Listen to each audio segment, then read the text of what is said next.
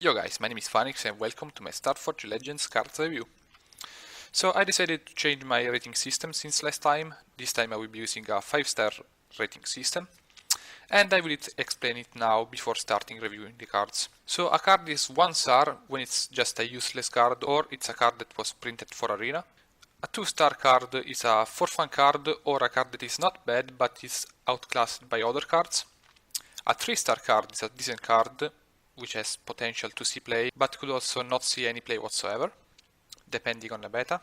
4-star cards are strong cards that are likely to see play, or that are deck defining, but they are just not in the right deck yet.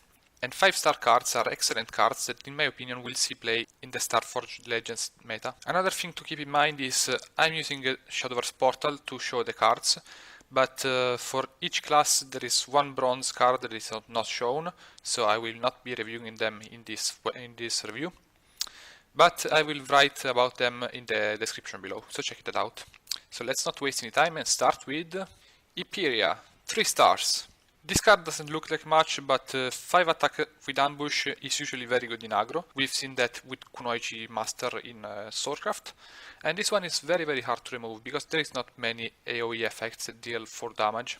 Starry Elf, 4 stars. This card is still a tempo loss, but it's much better than Uriel, especially in forestcraft, since you will be likely getting your PTP with this card. And you can do so without wasting your 4-turn evolution or stuff like that. So yeah, this card helps greatly with the stability of PTP decks, but I think it can find other uses too. Vita, the Gentle Elf, 3 stars. So I know this card doesn't look like much, but there may be a forestcraft deck that utilizes buffs, and we surely got some nice buff cards in this expansion. So in that case it's 2 play points to 2 that draws you a card, and we have seen that cards like Witch of Sweets are very likely to see play, so I have some faith in this card. Elf Song, 3 stars. In the worst case scenario you will play this alongside with 2 fairies. In that case you've played a double 2/2 for 4 play points, and that's just average, but you can get much more from this card, so I think it has some potential. Dolor Blade Demon, 1 star. It has an angelic barrage effect attached to a 5/5 body, but I think that's just too slow on turn 6, so I don't have much faith in this card. I think it will be a decent arena card, but nothing more than that. Ariana, Natural Tutor, 2 stars. While the effect is sure interesting, I think forestcraft has better options, so I don't see this card being played. But it's still a cool card. Elf Singer Harmony, 1 star. If this card were a 2/3, it might see much more play, but the problem with the 3/2 stat line is that it gets uneven trade with most 2-drops in the game, so I can't see any potential in this card that this will not see play. Spring Green Protection, 4 stars. This card is a good turn 1 play, it cycles itself, which is always a good thing, and it can get to some very good trades. It's also a good card with Vita the Gentle Elf.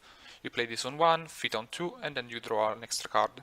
So just an overall good card. Demon Child Zane, 3 stars. I think this is a great card that gets outclassed by Ancient Elf, but even though normally that would mean that this is a 2-star card, I think it has the potential to be played alongside with Ancient Elf in the same deck. Venus, 4 stars. Harvest Festival was such a great card in PTP Forest back in the standard meta, and after the cost got changed, the card became useless. But since this puts you a Harvest Festival in your hand and it makes it cost 0, I can see this card seeing some play in PTP Forest if that becomes a thing again. And well, free stuff is always good. King Elephant, 5 stars. This card is such an amazing finisher. I know the 10 cost is kinda scary, but this card is just perfect because White Wolf of Edelwood exists. So this does a number of good things. First, it puts your allied followers back in your hand, which means that you can use a 0 cost King Elephant to combo with Roaches. Second, it ignores wards, which means that you can just use it to burst your enemy for like 10 or 12 if you have an evolution point. Overall, I think this will make OTK Forest great again, and I think this card will see a lot of play. And last card for the Forestcraft class is Cassiopeia, 5 stars. I know many people were a bit disappointed with this card, because the effect is kinda boring. I mean, it's the very same effect as Will of the Forest, but the fact that you can play both like Will of the Forest on turn 5 and Cassiopeia on turn 6, makes your AoE removal really annoying for aggro decks. And in a perfect world, you play Will of the Forest on turn 5, Cassiopeia on turn 6, the enemy board is cleared, and then you play Elf Queen on turn 7, Wolf of turn 8, and you proceed to ATK on turn 9. I know that will not happen every single game, but when it will happen, it's going to be really hard to stop, especially for aggro decks. So I really like the card, and I think this will help a lot forestcraft decks. Then we proceed with Swordcraft, and the first card is Pollux, 2 stars. While the card itself is great and it's almost always a 5 play point 6/6 rush in neutral decks, I think neutral decks already have a lot of good stuff on turn 5. Of course Albert and Council of Card Knights. So the card is great, but it's outclassed by other cards, which means that it will most likely not see play. Then we have King of the Horned Crown, 1 star. I know that with an evolution point this is kinda like Israfil without the healing effect, and that costs 1 less, but that's a bit too slow, isn't it? Having an evolution point on turn 8 means that you're most likely going to use it on turn 9 to end the game with Albert, but it's a decent arena card. Flail Knight, 1 star. I just don't see many uses for this card. Sure, it kills the 1/1s for free, but it's at triple points 2/2. I'm not convinced. I think this card will not see any play whatsoever. Armor of the Stars, 1 star. Which is sad because I think Armor of the Star would want more stars. But jokes aside, I think this card is not great at all.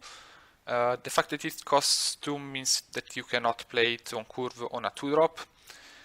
If it costed 3 and buffed a bit more, maybe it could see some play because it would give your 2-drop favorable trades. But even then it wouldn't be so great, so I don't know. I don't like this card. Lord General Romeo, 3 stars. In the worst case, this is just a Grimnir, which is pretty good. In the best case, you can play a 2 play points 2/3 ward, which is super great. And this also helps the team of the 3 play points commands that you will see in this expansion. Speaking of the 3 play points commander team, Princess Juliet, 4 stars. I think this is even better than Romeo, and we all know how good Novice Trooper is, and the fact that you can play this for 2 makes it even better. Kuhulin, 2 stars. While I like the versatility of this card, I don't think it's that good, and it's outclassed by many cards. So yeah, I think this is great in Arena. It's decent in Constructed, but there are better options. Round Table Assembly, 4 stars. I know Swordcraft has a ton of options on turn 5, but this is a good one. You're getting 6 play points amount of stuff for 5, and you also get to summon specific cards, which is always great. I have some faith that this card will see play, and it may be great in Super Cannon decks. Perseus, 5 stars. I know this may look like an unimpressive 5-star card, but keep in mind that we have cards like Vanguard that are in almost every single Swordcraft deck, and this is even better than that on its own, just because it has an evolve effect that it's hard to pull off, but sometimes happens. Other than that, the fact that you can play this on turn 1 and activate Commander synergies on turn 2 makes this card exceptionally great, and I think this will see a ton of play. Lux, Solar Lancer, 5 stars. We all know how good Mage Leader is, and this card is even better than that, especially if you want to get exactly Albert. And other than being able to get exact Albert, you can always play it for 4 and draw 2 cards. Also, it has a 1/2 body, which is better than a 1/1. I believe this card will make mid-range Swordcraft great again, and I have a lot of faith in this follower. Next, we have Barbarossa, 3 stars. I know the card looks great, but it has a ton of competition on turn 5, as I keep saying, and I don't think this is quite good enough to replace most of the 5 cards that Swordcraft plays. The fact that the discount effect is so hard to pull off makes this card a bit hard to play, but it's still a 5 play points 5/4 with rush, so it's not all that bad. So usually I would rate this card 2 stars, but since in the best case scenario it's so good, I decided to put a bit more faith in it and give it a 3 stars rating. And last we have Mars, Silent Flame General, 4 stars. Another card that helps with the team of the 3 play points commanders, and it's a great card, especially when going first when it's kinda hard to remove. Now, for the Runecraft class, the first card is Magic Owl, 3 stars. It's a standard 2 play points 2/2 with a good evolve effect and doesn't pay stats for it. I think I can see this card being tested in Daria decks or Tempo Runecraft decks. Astrologist of the Mist, 1 star. And that's sad because I really love the artwork of this card. But it's just not good enough for constructed play. It's a slow card and the effect is not all that great. Lightning Lancer, 2 stars. It's kinda like a Dragon Warrior but for the Runecraft class. And I think the Runecraft class has better options like Levi.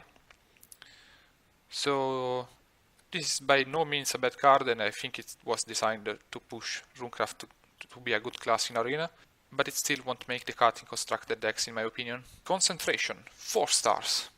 So there was a time in which Earthright decks were control decks, and they were lacking card draw.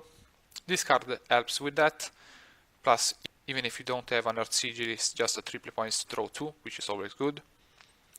It can see play in several decks, and it's an overall solid card. Karl, Pio's Instructor, 4 stars. Good body, good effect, and it helps the stability of Earthright decks. So I think this has the chance to see play in the more aggressive aggro decks, but it's especially likely to see play in control Earthright decks. Magic Gun Hunter, 2 stars. Sure, this card can go infinite value, but it's just a 3 play points deal to damage, isn't it? I don't think this card has any room in constructed decks, but the fact that it's such a high value card made me decide to go for a 2-star rating instead of a 1-star rating, but it's halfway there. Loria, Dancer of the Sun, 3 stars. This follower helps the stability of control Earthright decks, and it offers them a win condition that requires them to have a board, but still a solid one. I think this can or cannot see play, and we have to see how the meta develops to decide. Chain of Calling, 3 stars. It's a 2 play points draw a specific card. It can help the shifts to get their win conditions in Flame Destroyers, and overall it's just a solid card. Wild Golem, 2 stars. Decent card that will most likely not see any play, but it could. I mean, it's not a bad card, and it's an overall great card in Arena too. So we'll just see. Europa, 2 stars. I'm sad to see that my favorite moon got such a underwhelming card. The fact that it has 4 defense makes this die to most stuff it trades to, and in most cases the fact that it evolves on turn 5 just means that this card is execute without being able to go over wars. It's not a bad card, but I just don't think Runecraft players will like to see this in their decks. Giant Chimera, 4 stars. I think this card has the potential to create its own archetype. It's such a cool win condition that I think most Runecraft players will play this with Loki, another card that you will see later in this review. So cards like this are always welcome in this game, and I can't wait to play it. Star Reader Stella, 4 stars. I know the cards that this card creates are not exactly great in the Runecraft class, but the fact that you get extra cards every single turn makes this card very good to play. I don't know in which deck wants to play this follower, but I think some may find room for it. It's still a 2-drop that has to be removed, else it will just get you some serious value. Now, for the Dragoncraft class, we have Estrella Beast, 1 star. I don't see any reason for why a Dragoncraft deck would want to include this card, and there is not much to say really, it's just a boring follower. Scale Berserker, 1 star. Another really boring card, and this is an exceptionally slow one too. Just terrible. Dragon Rearer Matilda, 1 star. I mean, why would you run this card instead of Fire Lizard? I don't see the point here, so just a bad card. Canyon of the Dragons, 2 stars. So having a 15-15 for 7 sounds good, but this card is really slow, which means that it has some potential, but it's most likely not going to see play. Cetus, 1 star. While this card doesn't look all that bad, you have to keep in mind that Orb Dragon exists, and Orb Dragon didn't see any play whatsoever, so just a decent arena card and nothing more than that. Beowulf, 3 stars. In a slow meta, I can see this card being played as a tech against most control decks, so it has the potential to see some play. Beast Rider, 2 stars. Cool card, but I believe Dragoncraft decks have better options on turn 5, especially if they want to go face. Avowed Strike, 3 stars. And look at that, it's Rowan. It's not a bad card. It can see some play, it's a cheap removal, and it can be used as a card draw, so the versatility makes this card decent. The only problem is that I think that this spell is not good in half neutral Dragoncraft decks, like with the Saku engine, but still, I think this can have some potential. Star Phoenix, 3 stars. It's pretty much a 3 play points deal 2 damage, but the fact that this can go infinite value makes this card playable at least. Draconic Singer, 3 stars. I've seen this follower being compared to Weaver Cavalier, but I think that's not a fair comparison. This comes way earlier than that, and it can lead to some nice combos. So while I think that this is not a great card, it's still a decent one, and may see some testing. Python, 3 stars. While the effect is great and offers Dragoncraft some really nice stability, I think the 10 play points cost is a bit too slow, and we'll have to see how slow the meta is and this card can shine in that. Prime Dragon Keeper, 5 stars. The card itself is amazing, and the only problem it may have is that a dragon deck based on low cost followers may not be good enough, but still, I think this follower is good enough to create its own archetype, and that's going to be a decent one. Next, for the Shadowcraft class, we have Belenus, 2 stars. The deal 1 damage effect as last words is much less relevant than dealing it with Fanfare, and I think that this card is not good enough to make the cut, but it's still a good card. It's a 2 play points to 2 that deals 1 damage, so useful in arena, maybe not good enough in constructed. Castor, 1 star. While the effect may be easy to pull off, I don't think that a 4 play points to 3 is good enough, even if it summons another self. It's a decent arena card, but there are better options on 4.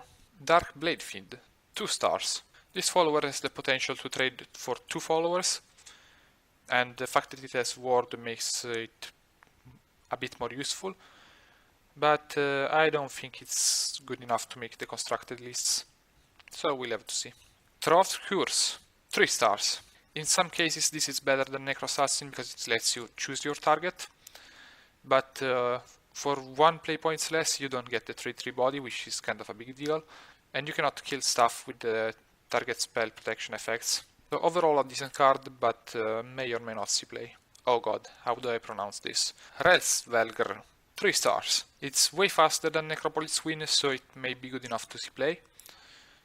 And with the fact that Shadowcraft has so many skeletons this day, this can lead to some serious card draws. Lute, Leonard the Necromancer, 1 star. The only use of this card is being a counter to Aegis, and I don't think that's relevant since Aegis is not in a good deck and Mr. Full Moon now exists.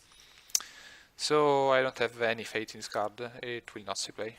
Sora, Martial Artist, 2 stars. It has a decent effect and it doesn't pay any stat for it, but the fact that you deal the 2 damage before the trade makes that some damage may be wasted, so I don't think this is good enough to see constructed play. Mist of Extinction, 2 stars. And such a low rating may surprise you, but I think that this card is a bit too slow, and overall 7 play points deal 4 damage were not good enough historically, so I don't see why this should be an exception. Andrealfus, 4 stars. This is a strictly better Skullcrandle Widow, and the fact that the evolve effect is so insane makes this card great.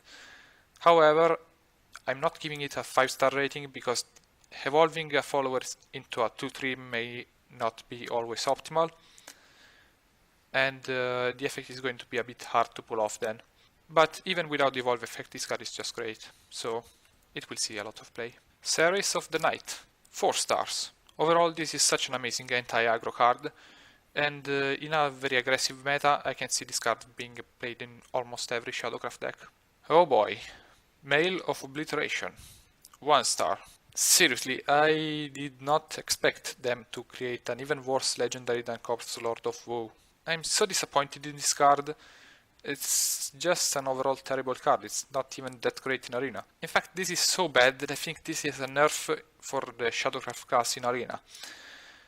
I mean, it's not a bad Arena card, but all other legendaries are just strictly better. So yeah, in the best case scenario, you're playing like a 7 play points, 27, but you're playing a 7 play points follower with 7 defense and with no protection whatsoever. This will just get killed by pretty much anything, so such a useless card. But thankfully we have Twilight Queen, 5 stars. Like, you play this card on turn 4 and then on turn 5 you play Attendant of Night and destroy it with draw 2 cards. And then you get 2 Leeches, which is a total of 8/8, while also drawing 2 cards. I just think this card is great and has so many uses. Now for the Bloodcraft class we have Scorpius, 3 stars. Having Bane on a low cost follower is much better than having it on a high cost follower. This can trade with any 2 drop in the game, but it can also trade with 3 drops, 4 drops and stuff. So overall just a great card. I think this will find its way into Bloodcraft decks. Fanged Serpent, 2 stars. The only problem with this card is the stat line. 3/2 is not good for 3 play points, and the fact that Vaked is a card, and I think it's a bit of a better one than this, but still, cool follower. The healing 2 effect is good, and it's an overall solid arena card too. Gunload, 1 star. Overall, just a pretty terrible card. I don't see any use for this, so whatever. Snarling Chains, 2 stars. And I know this is a great card, so the 2 stars rating is a bit underwhelming, but I just cannot see any reason to run this over Razor Claw, which means that I don't think this card will see that much play. Still, it's a great card for Arena, and you can decide to play both Snarling Chains and Razor Claw. I just don't see that being all that likely. Demonic Ram, 2 stars. A standard 2 play points 2/2 with a good effect. It may see some play in some control Bloodcraft decks that don't want to lose too much defense, but I just think there are better options, so I'm not too sure about this one. Fenrir, 3 stars. I was actually tempted to give this card a 4-star rating, but I didn't want to risk too much. It's an overall very solid card, a 6 play point with Rush that can kill 2 followers without even evolving. So I believe the control Bloodcraft decks will find a slot for this one. Euryali, 3 stars. The Bane plus Ward combination is a very good one, and this card has even the extra of protecting one of your followers from targeted spells. So this may see some play in the more control oriented Bloodcraft decks. Trial of Gorgons, 3 stars. It's comparable to Summon Bloodkin, but for 1 extra play point you get to generate 1 extra card, and it's a very specific one too. They're all good cards, so this may be a bit slow, but if the Serpent deck is a thing, this will be part of it. Fulminous Demon, 2 stars. The card itself is not bad, but I just don't think it's good enough. Even in Vengeance Blood, the fact that you are playing a free Angelic Barrage on turn 5 is not all that relevant. I think that Dark Air Jammer is just a better turn 5 play. So I don't have too much faith in this card, but it's still not a bad one. Steno, 4 stars. Even if it's a slow follower, I think this has so many uses. You can use it as a finisher and deal 4 damage, or you can use it on turn 10 in their slower decks together with Trial of the Gorgons to deal 8 damage. And you're also summoning Serpents, which is a big deal. I can see this card being played. Jormungand, 4 stars. Very interesting effect. It may be a bit slow, but control Bloodcraft decks can afford to be slow. This is especially good against most aggro decks, so overall a great card. And last we have Venomfang Medusa, 5 stars. Many people are being misled by the fact that the effect is really hard to pull off, but you need to keep in mind a few things. First, aggro Bloodcraft don't have any good 4-drop, and this is an extremely good 4-drop in aggro decks. Second, this is pretty much a Floral Fencer, because it summons a 5/5, a 1/1 and another 1/1, for a total of 7/7 worth of stats on 3 bodies and for 4 play points. So yeah, I think this card will be a great addition to aggro decks, and I think it will see a ton of play. Now, for the Heavencraft class, we have Star Bishop, 1 star. See, this time the name was appropriate. The restore 2 defense to another follower is almost never relevant, and if it's not relevant, this is just a 2 play points 2/2, so will not see any play whatsoever. Starchaser Sprite, 3 stars. The only real problem with this card is the fact that it costs 4, but it can be a 4 play points draw 2 cards. Very unlikely it can be a 4 play points draw 3 cards, but that almost never happens, so In the case that this card draws you 2 cards, it's an extremely good one. It's just a matter of how slow the meta will be, because in the current meta, Havencraft decks cannot afford to play only amulets on the early turns, so we'll have to see. Sister of Punishment, 2 stars. I mean, this card is most likely not going to see any play for now, but it is a good tech card against decks that buff a lot, which means that even if this will not see any play now, it may see some play in the future.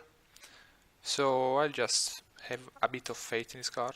Star Torrent, 2 stars. Once again, a good tech card. This is pretty much a better Angelic Barrage, and it's good in a meta full of fairies, serpents, bats, and whatever. But if the meta is not like that, this card is pretty much useless. Temple Ogre, 1 star. I know it's kind of a cool effect, but I don't see it as very useful. And the stats are really terrible, so I don't think this card will see any play whatsoever. Hygiena, 1 star. Once again, the 3 play points 3-2 stat line is terrible, I've already explained why, and the effect is not good enough to justify the inclusion of this card in Havencraft decks. Star Priestess, 3 stars. I know this looks really slow, but I can see some potential here. It's pretty much a combination of Urd and Garuda, even if it doesn't do the 3 damage phase. But I can see some decks wanting to include this card.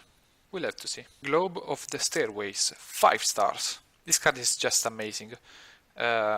Most of the times you really want to draw your amulets with Sacred Plea, and this card just does that. It's exactly like a Sacred Plea, meaning that it draws you 2 cards, but one of them is a specific one and you get it immediately, which means that most times this is a straightly better version of it, and we know that most Havencraft decks run Sacred Plea, so this will be part of those decks. Taurus the Great, 4 stars. Over time, many Storm Havencraft run Gilgamesh, and this is a strictly better version of it. So I can see Taurus the Great being played exactly in Storm Havencraft decks, but maybe there is room for it in some more archetypes. They just don't exist yet. Overall, great follower. Andromeda, 3 stars. The effect is obviously insane, but the fact that it doesn't affect herself means that you need a board before playing this card, and that's not always possible in the Havencraft class, but still, I can see the potential in this follower.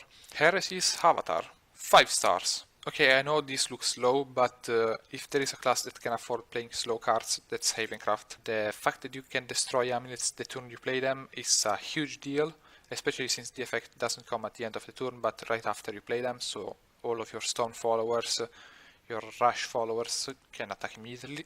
And you can also use it to have some very cheap removals, Tribunal and stuff like that. So I think this card will create its own archetype, and that it will be a good one. Ether of the White Wing, 5 stars. You have to keep in mind that this doesn't say equal or lower than the play points you have, so when you play this on 6, you will play a 5-drop. But the fact that you get to choose which 5-drop to put in your deck makes this card exceptional. Many people thought this would be an Aegis support, but I don't think that's the case at all. We'll just play Aegis on turn 9. And what I think this card shines at is Elan Havencraft. You can play this on turn 6 and then play a Tenko with it. Tenko is such a key card for Elana's success that I think that this will boost the stability of that deck. Of course, that's not the only use for this card. You can play it to summon an Ancient Lion Spirit to clear the board, or you can play it on turn 7 to summon a Moon Almirai for a 3 damage push in Storm Havencraft decks. The possibilities are infinite for this follower, and it's one of those cards that will just get better over time with more expansion releases. And finally, we start with the neutral cards, and with a very disappointing one. Rampaging Mammoth, 1 star. I just don't see any use for this card in any environment. Maybe a good body for Arena, but 8 play points is really slow, and you will not have an evolution point on turn 8 in Arena. So, yeah, whatever. Mr. Full Moon, 2 stars. Finally, we got the Aegis tech card we always wished for, and now maybe people will stop complaining about Aegis. Other than that, this card is kinda like it's a 6 play points 3-3 that puts the attack of a follower to 1, which means that it's almost like removing it, but not quite. I can see this card only being played if Aegis becomes like top tier. Then we have Nyx, 1 star. Once again, triple points, 3-2, and the effect is not all that great either. I mean, it's not a bad effect, but it requires a board, and we've already seen that cards like Radiant Shaman didn't have any impact on the meta whatsoever. Mystic Ring, 2 stars. I know a lot of people have high expectation for this card, but you have to keep in mind this is a card disadvantage, because you are losing 1 card to play this one. So the only deck I can see this working is Nephthys, because they have a lot of card draw, so they almost always have like 7 or 8 cards in their hand, and you can put your Mordecai back to the deck if you have 3. But other than that, I can't think of any other deck that would want to play Mystic Ring. Gigas, 1 star, kind of a pointless follower.